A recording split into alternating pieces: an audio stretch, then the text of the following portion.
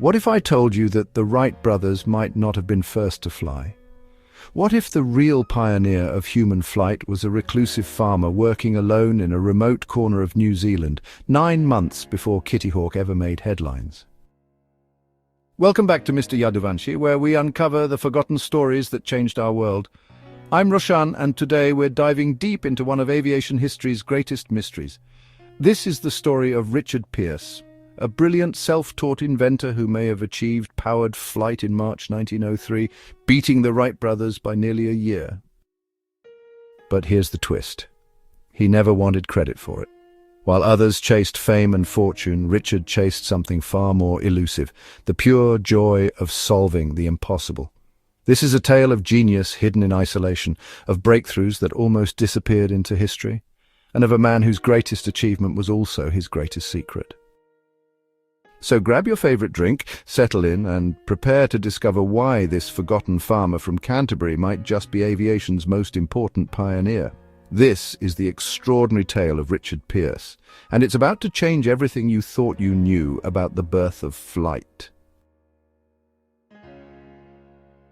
Picture, if you will, the year 1903. The world stood on the precipice of the aviation age, though few realized it. In workshops and barns across the globe, dreamers and inventors labored in solitude, chasing humanity's oldest dream, the dream of flight. While Orville and Wilbur Wright prepared for their historic moment at Kitty Hawk that December 9 months earlier, on March 31st, 1903, something extraordinary may have occurred in the remote farming settlement of Waitohi, near Timaru. Richard William Pearse was born on December 3, 1877, into a world where the very concept of human flight seemed as fantastical as travelling to the moon. His father, Diggory Pearse, was a Cornish immigrant who had established a modest farm in this isolated corner of New Zealand. The Pearse family embodied the hardy, self-reliant spirit of colonial settlers, but Richard possessed something extra. An insatiable curiosity about how things worked and an almost mystical belief that mechanical problems always had solutions. From his earliest years, young Richard displayed the kind of mechanical intuition that would later astound engineers. While other farm boys played with sticks and stones, Richard dismantled clocks to understand their inner workings, fashioned intricate toys from scrap metal, and seemed to possess an innate understanding of leverage, torque, and mechanical advantage that would have impressed any university professor of engineering. The boy was largely self-educated, devouring every technical publication that found its way to rural Canterbury. He subscribed to Scientific American, studied patent applications with the intensity of a scholar, and maintained detailed notebooks filled with sketches of impossible machines, flying devices, improved engines, revolutionary farming equipment. His neighbors regarded him as harmlessly eccentric, but Richard's mind was operating on a different plane entirely. Understanding Richard Pearse requires understanding the profound isolation of rural New Zealand at the turn of the century. This was not merely geographical isolation, though Waitohi was indeed hundreds of miles from any significant city, but intellectual and technological isolation. There were no engineering schools nearby, no communities of inventors, no machine shops where a curious mind could apprentice. Richard worked alone, with only his intuition, his correspondence with distant technical publications, and his remarkable ability to visualize complex mechanical relationships. Yet this isolation may have been his greatest advantage. Unencumbered by conventional thinking about what was possible or impossible, Richard approached the problem of flight with a fresh perspective. While European and American aviation pioneers were often constrained by established engineering principles and peer review, Richard was free to innovate wildly, to pursue seemingly absurd solutions, to fail spectacularly, and try again without anyone watching. By 1902, Richard had transformed his father's farm into something resembling a one-man research and development facility. He had constructed his own machine shop, complete with a forge, lathe, and an impressive array of tools, many of which he had designed and built himself. His neighbors grew accustomed to the sight of strange contraptions emerging from the Pearse property, experimental engines, unusual flying machines, and mechanical devices whose purposes remained mysterious. The engine was Richard's first breakthrough and perhaps his most significant contribution to aviation history. While the Wright brothers were struggling with the weight and reliability of existing automobile engines, Richard designed and built what may have been the world's first purpose-built aircraft engine. This remarkable machine featured innovations that wouldn't become standard in aviation for years: a horizontal cylinder layout for better balance, a remarkably efficient carburetor system, and a power-to-weight ratio that exceeded anything available commercially. But it was Richard's approach to the fundamental problem of flight that truly set him apart. While most aviation pioneers focused obsessively on achieving controlled flight, the ability to steer, climb, and descend at will, Richard seems to have reasoned differently. He believed that achieving any kind of powered, sustained flight was the crucial first step. Control, he apparently reasoned, could be refined later. This philosophical difference would prove both his triumph and his tragedy. March 31st, 1903, dawned clear and cold in Canterbury. Richard had been preparing for months, fine-tuning his engine, adjusting the control surfaces of his flying machine, calculating and recalculating the weight distribution. His aircraft was unlike anything the world had seen, a high-wing monoplane with a bizarre but ingenious control system, powered by his revolutionary engine. What happened next has been debated by aviation historians for over a century, but witness accounts provide tantalizing clues. Several local residents reported seeing Richard's machine leave the ground that morning, flying for a distance estimated between 50 yards and several hundred yards before coming down hard in a gorse hedge. The flight was brief, uncontrolled, and ended in a crash, but it was flight. To understand the significance of this moment, we must appreciate the technical challenges Richard had overcome. He had solved the weight problem that plagued other aviation pioneers, creating an engine light enough for flight but powerful enough to lift a man-carrying machine off the ground. He had addressed the structural challenges of building an aircraft strong enough to handle the stresses of flight, yet light enough to become airborne. Most remarkably, he had accomplished all of this working entirely alone, without access to wind tunnels, technical consultants, or even reliable suppliers of specialized materials. The witnesses to Richard's flight described a machine that seemed to struggle into the air, flying straight for a considerable distance before losing altitude and crashing. This matches exactly what we would expect from an early powered aircraft, a machine capable of generating enough lift for flight, but lacking the sophisticated control systems necessary for sustained, controlled flight. But Richard's moment of triumph was also the beginning of his long slide into obscurity. Unlike the Wright brothers, who carefully documented their flights, invited witnesses, and immediately began the process of commercializing their invention, Richard simply returned to his workshop and began planning his next attempt. He seemed genuinely uninterested in fame or fortune, viewing his flight as merely one step in a longer process of refinement and improvement. This attitude, so admirable in its purity of purpose, proved disastrous for Richard's place in history. When the Wright brothers achieved their historic flight at Kitty Hawk 9 months later, they had photographers present, careful measurements taken, and witnesses prepared to testify to the exact duration and distance of their flights. The world took notice immediately. Richard's flight, by contrast, was witnessed only by a handful of local farmers, none of whom fully grasped the historical significance of what they had seen. No photographs were taken, no careful measurements were recorded. When news of the Wright brothers' success reached New Zealand, Richard made no effort to assert his priority claim. He continued working in his shed, making improvements to his designs, seemingly indifferent to questions of historical precedence. Local accounts suggest that Richard achieved several more flights during this period, some lasting for considerable distances. A 1909 flight was reportedly witnessed by a school picnic, with dozens of children watching as Richard's machine flew for nearly a mile before landing safely in a paddock. Yet once again, no formal documentation was created, no official witnesses were summoned, and Richard himself maintained his characteristic silence about his achievements. To understand Richard's apparent indifference to recognition, we must consider the profound difference between his approach and that of other aviation pioneers. The Wright brothers, Santos Dumont, and other famous early aviators were fundamentally entrepreneurs, men who saw flight as a path to fame and fortune.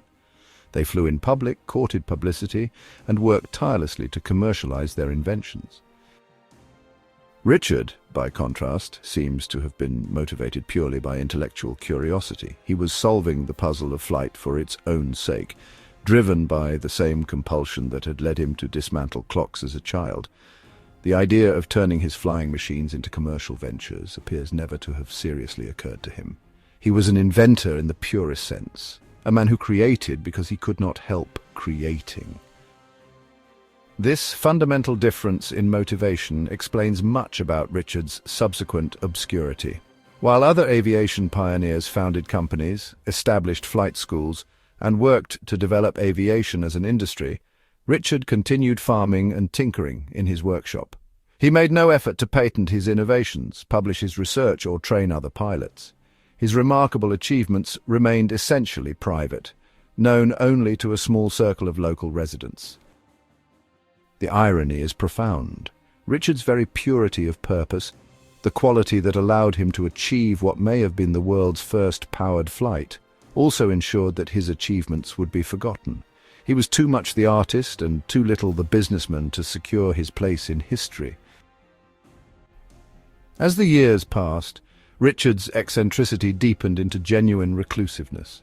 He never married, had few close friends, and seemed to find human company increasingly burdensome. His workshop became his world, filled with half-completed inventions and detailed plans for machines that would never be built. Neighbors reported that he could often be heard working late into the night, the sound of hammering and grinding carrying across the Canterbury Plains. Yet Richard's isolation was not bitter or resentful. Those who knew him described a man of gentle humor and profound intelligence, someone who seemed genuinely content with his chosen solitude. He had achieved something extraordinary, perhaps the extraordinary thing, and seemed to find that accomplishment sufficient reward for a lifetime of effort. The question of Richard's priority claim has fascinated historians and aviation enthusiasts for decades. The evidence, while circumstantial, is compelling. Multiple witnesses testified to seeing his flights, and their descriptions match what we would expect from early powered aircraft. Richard's technical innovations were genuine and significant. His engines in particular represented genuine advances over contemporary designs. More intriguingly, Richard's approach to the fundamental challenges of flight was remarkably sophisticated. His understanding of aerodynamic principles, evident in his aircraft designs, suggests a grasp of flight theory that equaled or exceeded that of any contemporary inventor. His willingness to accept uncontrolled flight as a necessary first step toward mastery shows a strategic understanding of the development process that was quite advanced for its time. Yet, the question of whether Richard truly achieved flight before the Wright brothers may ultimately be less important than what his story reveals about the nature of innovation itself. Richard Pearse embodied a particular type of inventor, the solitary genius who works in isolation, driven by pure curiosity rather than commercial ambition. Such figures have always existed on the margins of technological progress, making crucial contributions that often go unrecognized until much later. Richard's story reminds us that the march of technological progress is not always linear or well documented. Breakthroughs happen in remote workshops as well as famous laboratories, achieved by unknown farmers as well as celebrated scientists. The official history of flight may begin at Kitty Hawk, but the true story is more complex, involving dozens of forgotten pioneers working in isolation around the world. In many ways, Richard Pearse represents the road not taken in early aviation development. His approach, methodical, private, focused on solving technical problems rather than achieving recognition, might have led to a very different aviation industry. Instead of the publicity-driven, competition-focused development that actually occurred, we might have seen a more collaborative, technically oriented approach to advancing flight technology. Richard's innovations were genuine and significant. His engines incorporated features that didn't become standard in aviation for years. His aircraft designs showed remarkable understanding of aerodynamic principles. His approach to the control problem, while different from that of the Wright brothers, was based on sound engineering principles and might well have proven successful with further development. But perhaps Richard's greatest achievement was not technical, but philosophical. He proved that extraordinary innovation could emerge from the most unlikely circumstances. An isolated farm on the edge of the world, a self-taught inventor with no formal training, a man who worked alone with only his curiosity as a guide. In our modern world, where innovation is increasingly the province of large corporations and well-funded research institutions, Richard's story offers a different model. He reminds us that breakthrough thinking often comes from outside established systems, from individuals who are free to pursue seemingly impossible ideas without institutional constraints. Richard continued his mechanical innovations well into the 1920s, long after the Wright brothers had become household names and aviation had evolved from experimental curiosity to practical transportation. He developed improved engines, designed agricultural machinery, and continued to refine his understanding of flight principles. Yet he remained fundamentally unchanged, a private man pursuing private obsessions indifferent to public recognition. When Richard died in 1953, 50 years after his historic flight, aviation had transformed the world. Commercial airlines connected distant continents, military aircraft had changed the nature of warfare, and the jet age was beginning. Yet the man who may have achieved the very first powered flight remained largely unknown, his contributions unrecognized except by a small circle of aviation historians and local enthusiasts. Today, as we look back across more than a century of aviation history, Richard Pearse's story takes on almost mythical qualities. He represents the pure inventor, the man who creates not for fame or fortune, but because creation itself is reward enough. In an age of increasing commercialization and publicity-driven innovation, his example seems both quaint and profoundly relevant. Richard's workshop in Waitohi has long since crumbled, his machines have been scattered or destroyed, and the gorse hedge where his aircraft crashed has grown wild. Yet something essential remains, the memory of a man who dared to believe that flight was possible and who possessed the skill and determination to make it real. Whether Richard Pearse truly achieved powered flight before the Wright brothers may never be definitively proven. The evidence is suggestive but incomplete. The witnesses are long dead and the documentation is sparse, but in many ways the question misses the larger point. Richard Pearse achieved something far more important than priority in the history books. He proved that extraordinary innovation can emerge from the most ordinary circumstances, that breakthrough thinking often comes from unexpected sources, and that the human spirit of inquiry and invention cannot be constrained by geography, resources, or social expectations.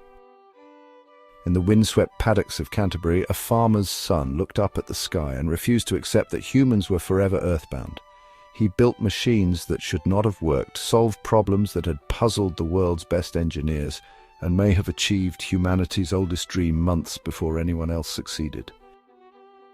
Richard Pearse flew, perhaps not in the carefully documented, commercially successful way that history ultimately rewarded, but in the pure, essential way that matters most. He lifted himself and his machine into the air through sheer force of will, mechanical genius, and an unshakable belief that the impossible was merely the not yet accomplished. On quiet evenings in Canterbury, when the wind moves through the tussock grass and the southern Alps glow pink in the setting sun, you can almost hear the echo of Richard's engine, the whisper of wings that may have carried a man into the sky when the world still believed that such things were impossible. His name may not grace airport terminals or appear in elementary school textbooks, but Richard Pearse's legacy lives on in every aircraft that takes to the sky, in every inventor working alone in a garage or workshop, in everyone who refuses to accept that the impossible must remain impossible forever. The tale of Richard Pearse is ultimately not about who flew first, but about the eternal human drive to push beyond accepted limitations, to dream impossible dreams and then work tirelessly to make them real. In that sense, Richard Pearse didn't just achieve flight, he achieved something far more important. He proved that innovation belongs not to institutions or famous names, but to anyone with enough curiosity, determination, and courage to challenge the impossible. Richard Pearse's story reminds us that history isn't always written by those who achieve the most. Sometimes it's written by those who shout the loudest. While the Wright brothers mastered the art of publicity, Richard mastered the art of flight itself, content to work in shadows that history has only recently begun to illuminate. What strikes me most about Richard's story isn't whether he flew first, it's that he represents something we've almost lost in our modern world. The pure inventor, driven not by fame or money, but by an unquenchable curiosity about what's possible. If Richard Pearse's story captivated you as much as it did me, smash that like button and let me know in the comments.